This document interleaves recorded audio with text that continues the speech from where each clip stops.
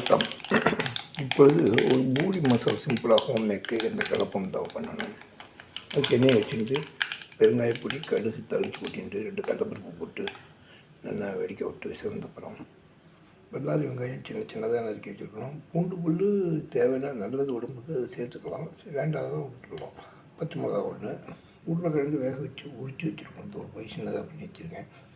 இப்போ இது வெந்தப்புறம் இதில் தூக்கி கொட்டி வெடித்தப்புறம் கொட்ட வேண்டியதும். அதில் தக்காளியும் போட்டுக்கலாம். தக்காளி போட்டு ஆப்ஷனல், என்ன போட்டுக்கலாம். இப்போ சேர்த்துக்காங்க சேர்த்துக்கலாம். நல்லா வதங்கின அப்புறம் நெல் இதில் ஒரு அரை டம்ளர் தண்ணி, ஒரு 150 ml தண்ணி ஊற்றிட்டோம்னா இது நல்லா ஈவனாக காட்டும்.